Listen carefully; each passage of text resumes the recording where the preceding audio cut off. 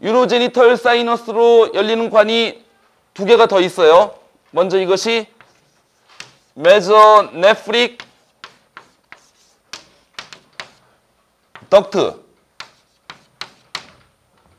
그리고 이것이 페러 메저네프릭 덕트입니다. 자, 이 그림이 이렇게 바뀌었어요. 메저네프릭 덕트는 바뀐 게 없어요. 여기 점선을 그었잖아요. 이 부분은 페러 메저네프릭 덕트가 자라 나온 것이 아니라 아래에 있는 유로제니털 사이너스에서 자라서 올라간 거예요. 두 개가 만납니다. 이 부분은 유로제니털 사이너스에서 구멍을 뚫어갖고 만든 것입니다. 페러 메저네프릭 덕트는 뭐가 바뀌었죠? 여기 오른쪽에 똑같은 것이 있을 거 아니에요. 이 그림에서는 페러 메저네프릭 덕트가 두 개인데 여기에서는 하나예요. 두 개가 만난 것입니다. 이따가 다시 얘기가 나오는데 두 개가 만나고 이 부분은 만나지 않은 부분이라고 볼 수 있어요. 이 상태에서 이제 바뀌는데 남성하고 여성이 달라요. 남성은 페러 메저네프릭 덕트가 없어졌어요. 그리고 메저네프릭 덕트에서 이렇게 곁주머니가 생겼죠. 자, 이제부터 해부학 이름을 달아볼게요. 이것이 덕터스 데퍼런스. 여기에 테스티스가 있겠죠. 그렇다면은 이 곁주머니는 세미널 베시클, 더 정확히 말하면은 세미널 베시클과 그것의 덕트죠. 이 부분이 이제큘러터리 덕트예요. 자, 이 부분을 이렇게 잘라서 본 그림입니다. 덕터스 데퍼런스, 세미널 베시클, 이제큘러터리 덕트. 이제큘러터리 덕트는 어디로 열려요? 여기가 프라스테이틱 유리스라예요. 넓게 봤을 때 유리스라죠. 아까 여기가 유리스라라고 했잖아요. 그러니까 들어맞는 거예요. 자, 그리고 여기 이렇게 튀어나온 부분이 세미널 컬리큘러스예요. 여기서 이 점선은 유리스러로 튀어나온 것을 가리킨 거였어요. 요 이제큘러터리 덕트는 유리스러로 열리는데 그 중에서도 유리스라 벽이 유리스라 구멍으로 튀어나온 곳, 정확히 말하면은 세미널 컬리큘러스로 열리는 거예요. 자, 그렇다면은 지금 이야기한 곳으로 튀어나온 게 하나 또 있네요. 바로 이거죠. 프라스테이틱 유트리클이에요. 프라스테이틱 유트리클은 유로제니털 사이너스에서 생긴 것입니다. 이번에 여성 이야기를 하죠. 여기에서 메저네프릭 덕트가 없어졌어요. 유로제니털 사이너스 열리는 부분이 여기에서는 유리스러로 열리잖아요. 근데 발생이 더 진행되면은 유리스러 조금 더 아래에서 열려요. 그러니까 여기에서는 관 두 개가 만난다고 볼 수 있고 여기에서는 관 두 개가 안 만난다고 볼 수 있죠. 해부학을 이야기해야죠. 유터라인 튜브, 유터러스, 버자이너. 자, 그리고 이 빨간 선은 튀어나온 부분이라고 했죠. 따라서 여성에서도 이렇게 튀어나온 부분으로 그렸습니다. 빨간 선을. 이것이 버자이너거든요. 버자이너 열리는 곳에 튀어나왔고 그것이 버자이너 나가는 곳을 대충 막고 있어요. 예, 바로 하이머니예요. 물론 버자이너는 유리스라 아래에서 열리죠. 자, 여러분들 상동기관, 영어로 허말러거스 오건에 대해서 알아야 됩니다. 두 개를 견줍니다. 덕터스 데퍼런스에 해당되는 여성의 상동기관은 없어요. 정관하고 난관하고 상동기관이 아닐까 생각할 수 있지만은 아니에요. 발생학에서 뿌리가 다르면은 상동기관이 될 수 없죠. 마찬가지로 세미널 베시클 이제큘러터리 덕트의 호말러거스 오간이 여성에서는 없습니다. 유터라인 튜브, 유터러스의 호멀러거스 오건이 남성에서 없어요. 버자이너의 호멀러거스 오건은 프라스테이틱 유트리클입니다. 이게 약간 논란이 있거든요.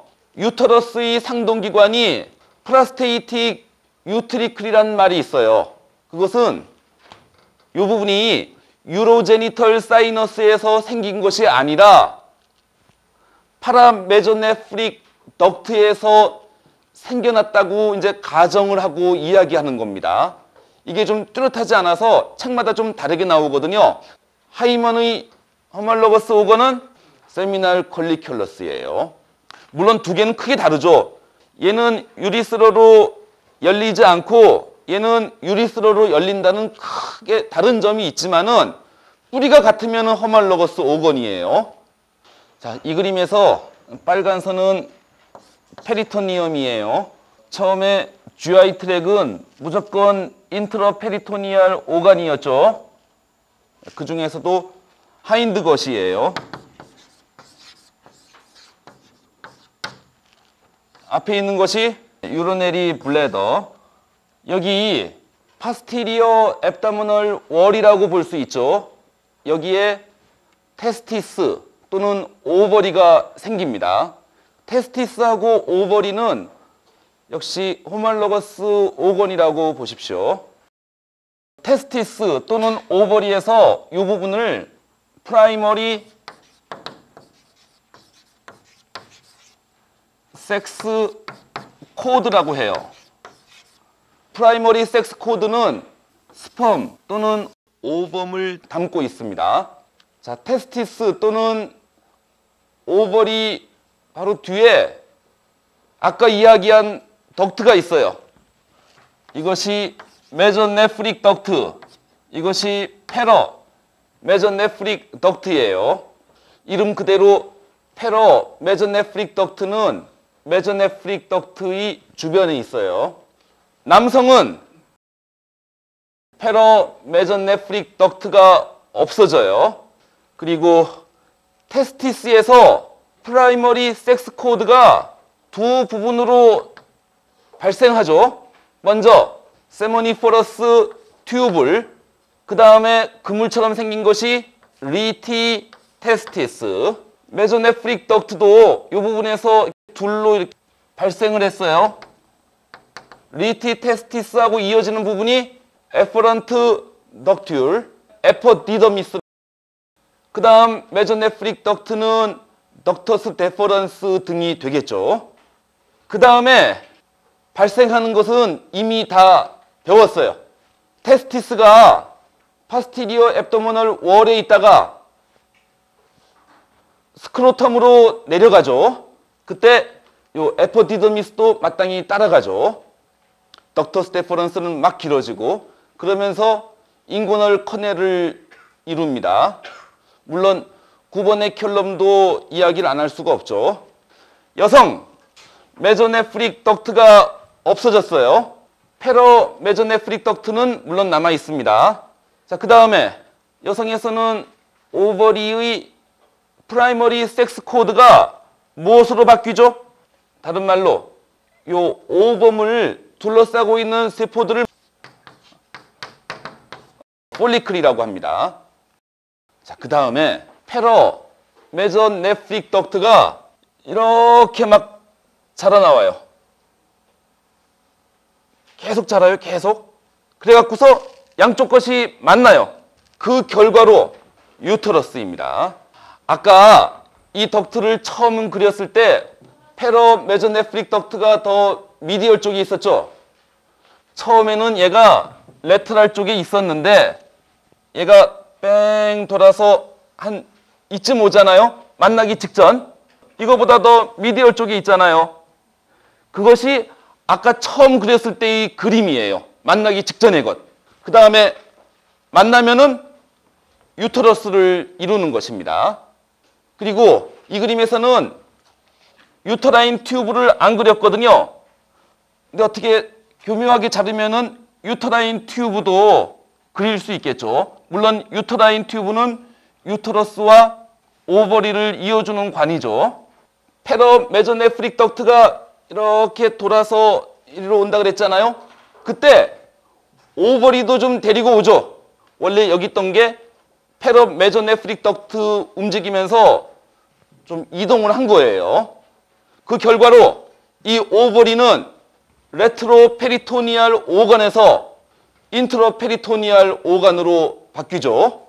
이 메센테리가 메조바리엄. 물론 이 패럽 메조네프릭 덕트도 레트로페리토니알 오건이었다가 인트라페리토니알 오건으로 바뀌죠. 이 메센테리가 메조메트리엄이죠. 유터라인 튜브도 뭐 그리고 이렇게 다르게 잘라봤으면은 메조셀핑크스도 이제 나타낼 수 있겠죠. 또 하나 특이한 것은 오바리를 덮고 있던 페리토니움이 없어졌다는 것이죠. 자, 원래 페리토니알 캐버티가 하나였는데 이렇게 만나는 바람에 두 개로 나뉘었어요. 특히 이 부분을 베시코 유터라인 파우치이고 여기는 렉토 유터라인 파우치입니다. 이 렉텀이 레트로페리토니알 오간이 되거든요. 그것은 그림에서 나타내질 않았습니다. 지금 이야기한 것을 이 그림으로 다시 설명할게요. 처음에 패럽 메조네프릭 덕트가 두 개예요. 사실 얘네들도 멀리 떨어져 있는 게 이렇게 이쯤 와서 합쳐지기 직전의 것을 그린 것입니다. 가장 먼저 여기 아랫부분이 합쳐져 갖고 버자이너를 이루죠. 그 다음에 윗부분이 합쳐져 갖고 유터러스를 이룹니다. 여기 뭐 오버리가 있다고 치고 이렇게 잘라볼 수 있잖아요. 이것이 이거라고 볼 수 있죠. 유터러스하고 오바리가 보이니까요. 자, 이것은 이제 발생이 끝난 거죠. 그런데 선천기형인 경우에는 이럴 수도 있겠죠. 유터러스가 두 개예요. 그리고 선천기형이 심하면은 버자이너도 두 개예요. 이 양쪽 버자이너 굵기가 다를 수 있죠. 이제 이런 여성을 갖고 있는 남편은 헷갈린다고 이제 이야기를 해요. 어느 날은 나이가 아주 젊은 여자 같고 어떤 날은 나이가 아주 많은 여자 같다고 병원에 와서 그런 얘기를 합니다. 선천기형이에요. 자, 그리고 지난번에 그런 말 했죠. 이런 발생 과정을 보면은 사람이 어떻게 진화했는지 예측할 수 있다고요. 역시 발생 과정을 보면은 비교해부학을 이해할 수 있어요. 쉽게 말해서 쥐는 이래요. 쥐는 사람에 비해서 진화가 덜 되었다고 볼 수 있는 거죠. 임신한 쥐 배를 열어보면은 유터러스에 피터스가 이렇게 주렁주렁 달려 있어요.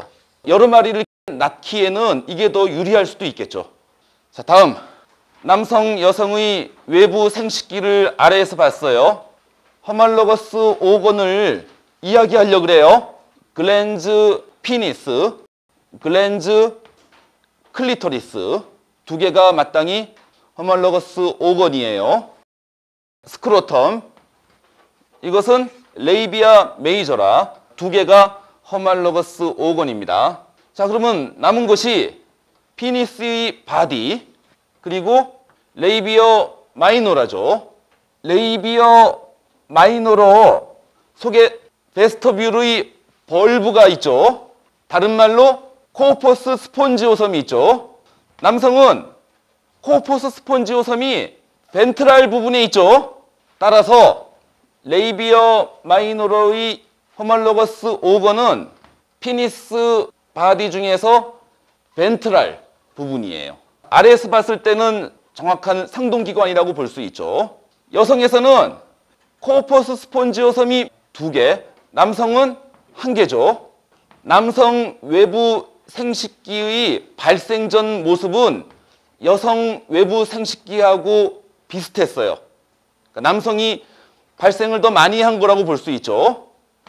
자, 따라서 이게 이렇게 되려면은 양쪽 코퍼스 스폰지오섬이 만나야죠. 만나서 하나가 되어야 됩니다. 그리고 만나면서 유리스러를 형성해야죠. 그것을 바로 이렇게 그렸어요. 코퍼스 스폰지오섬이 이쪽으로도 만나고 이쪽으로도 이렇게 만나갖고 완전한 하나의 코어퍼스 스폰지오섬을 이룰 거 아니에요? 물론 코어퍼스 캐버노섬은 또 있을 테고요. 실제로 남성에서 피니스 바디 이런 발생 과정을 거칩니다. 다른 말로 발생하기 전에는 피니스 바디의 벤트랄 쪽이 뚫려 있었어요. 마치 여성처럼요. 이것이 만나지 않는 선천기형이 아주 흔해요. 그것을 하이퍼 스페이디어즈라고 합니다. 유리스러가 아래로 막 이렇게 뚫려 있는 것이 바로 하이퍼 스페이디어즈거든요. 하이퍼 스페이디어즈일 경우에 무엇이 문제일까요? 불임이에요. 스펌이 아래로 나가면은 임신을 못 시키거든요. 이럴 때는 이제 꿰매서 이렇게 만들어 줍니다.